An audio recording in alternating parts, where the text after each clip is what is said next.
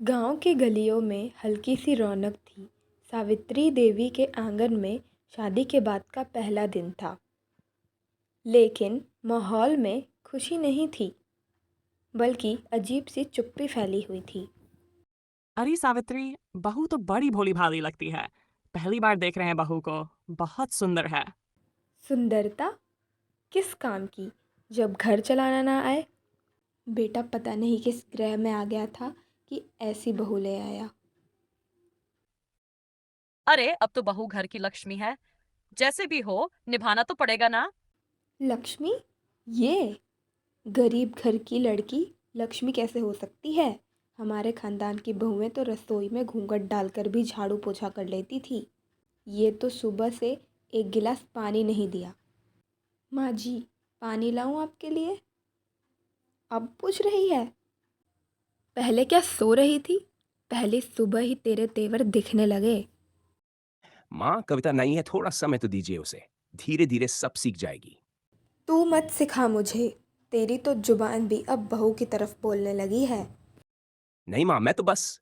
बस कर। तू तो कान से सुनना ही बंद कर दे। बहू के इशारे पर नाचता है अब। अरे सावित्री, आज तो पहला दिन है। थोड़ा तो प्यार से बोलो बहू से। मुझे नहीं आता ये ढोंग पाखंड। बहू घर का काम करे, चुपचाप रहे, बस इतना ही चाहती हूँ मैं। कविता पहली बार रसोई में अकेले गई है। चूल्हा जलाने से लेकर सब्जी काटने तक सब कुछ धीरे धीरे कर रही है। सब ठीक से बन जाए, बस माँ जी नाराज़ ना हो। थोड़ी देर बाद वह थाली में 2 रोटियाँ और आलू की सब्जी लेकर बाहर आती है और सावित्री के सामने रखती है। माँ जी, खाना लग गया है, आप बैठ जाए। ये सब्जी है? जल गई है पूरी। रोटी देखो कैसी कड़ी है। क्या तुम्हारे घर में लोग पत्थर खाते हैं? माँ जी, मैंने कोशिश की, अगली बार ध्यान रखूंगी। अगली बार? यानी अब हर रोज यही झेलना पड़ेगा। राहुल पास आता है और थाली में एक कौर खाता है। माँ, खाना ठीक है। पहली बार है कविता का। आप उसे डांटना बंद कीजिए। तेरे लिए तो बस बहू ही सब कुछ है। तू ही खा ले सारा खाना, मैं उपवास कर लूँगी। कविता चुपचाप थाली वापस उठा लेती है और रसोई में चली जाती है। आंखों में आंसू बहने को तैयार हैं, पर उन्हें रोक लेती है। कविता चुपचाप बैठी है। रघुवीर आता है और धीरे से बैठता है। कविता, माँ थोड़ी सख्त है, लेकिन दिल की बुरी नहीं है। तुझे समझ लेंगी धीरे धीरे। रघु, क्या मैंने कुछ गलत किया? माँ जी हर बात पर ताना देती हैं। सुबह से लेकर अभी तक कुछ अच्छा नहीं कहा उन्होंने। मैं जानता हूँ, पर तू मेरी खातिर सह ले। सब ठीक हो जाएगा। ठीक, मैं कोशिश करूँगी। बस माँ जी से एक बार प्यार का शब्द सुनने का मन करता है। कविता चुपचाप उठती है बिना अलार्म के। आंगन बहारती है, चूल्हा जलाती है। हाथ जल जाता है लेकिन कोई शिकायत नहीं करती। सावित्री चाय के लिए चिल्लाती है। चाय बनी या नहीं अभी तक? 2 घंटे से चूल्हा फूंक रही है और चाय तक नहीं आई। माँ जी, चाय लीजिए, थोड़ा समय लग गया, लकड़ियाँ गीली थी।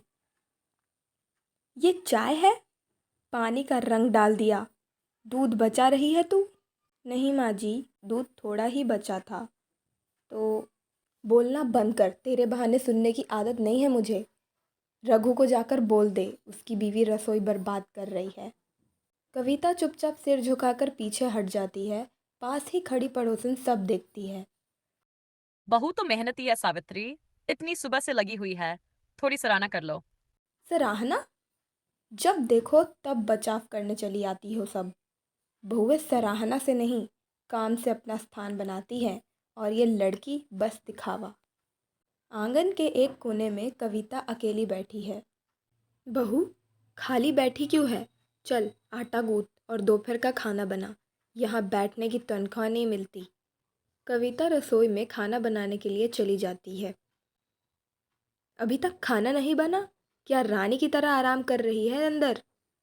माँ जी, आटा अभी गूँथ ही रही थी। चूल्हे की लकड़ियाँ गीली थी, इसलिए देर हो गई।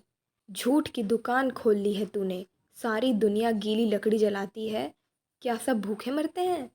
मैं जल्दी कर रही हूँ माँ जी, अभी बना देती हूँ।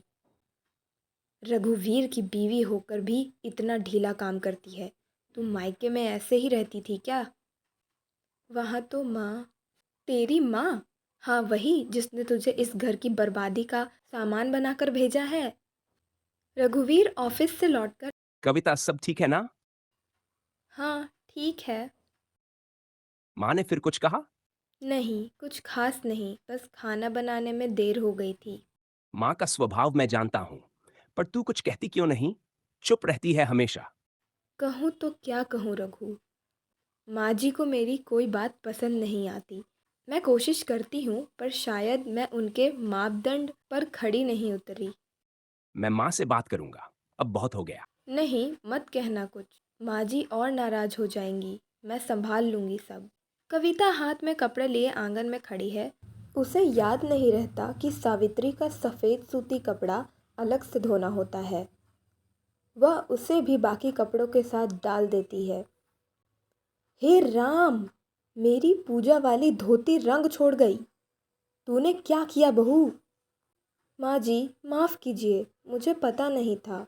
मैं नासमझ, अनपढ़, अंधी है क्या? मैं रोज़ कहती हूँ कि सफ़ेद कपड़े अलग धोना, और तू सब बर्बाद कर दिया।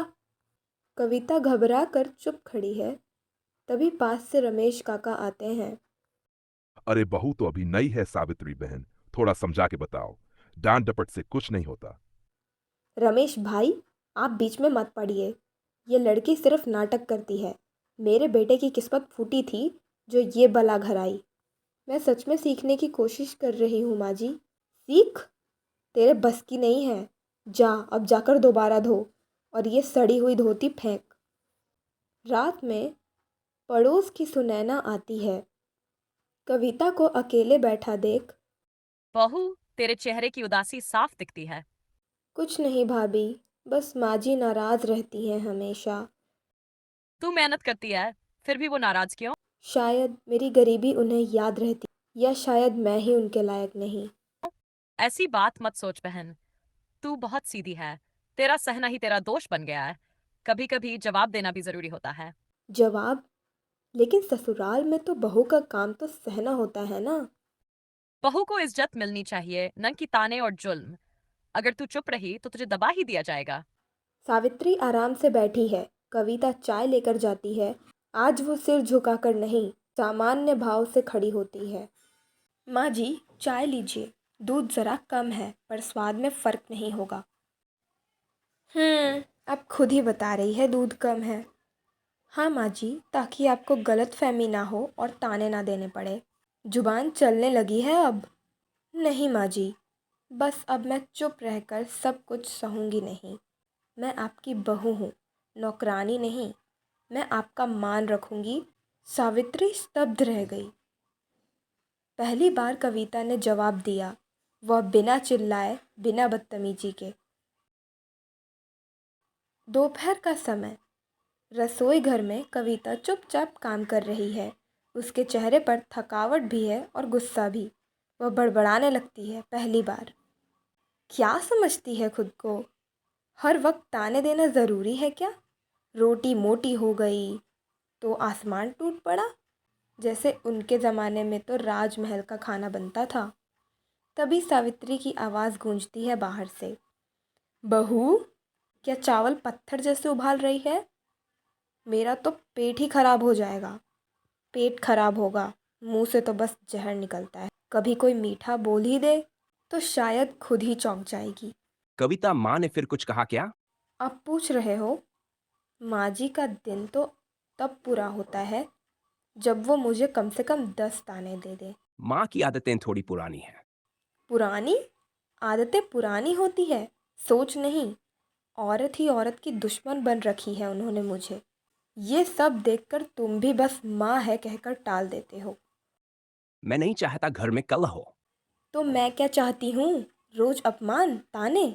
मुझसे माँ जी की नौकरानी बनकर रहना अब नहीं होगा रघु, अब बहुत हुआ। रघुवीर कुछ नहीं बोलता। उसकी नज़रें नीचे झुक जाती हैं। सावित्री आंगन में बैठी है। कविता झाड़ू लगाकर चुपचाप निकल रही होती है। तभी तभी सावित्री तेज आवाज में बोलती है, अरे ओ बहू, झाड़ू भी ठीक से नहीं लगाना आता? काम कर रही हूँ माँ जी, नौकर नहीं हूँ, इंसान हूँ। गलती हो सकती है। हर बार ताना देना ज़रूरी नहीं होता। अरे बाप रे, अब तो जुबान चलने लगी है तेरी। तेरी हिम्मत कैसे हुई ऐसे बोलने की? हिम्मत नहीं माँ जी, अब आदत बनानी पड़ेगी आपको। अब चुप रहने का दौर ख़त्म हुआ। जितना आप बोलेंगी उतना मैं भी सुनाऊंगी।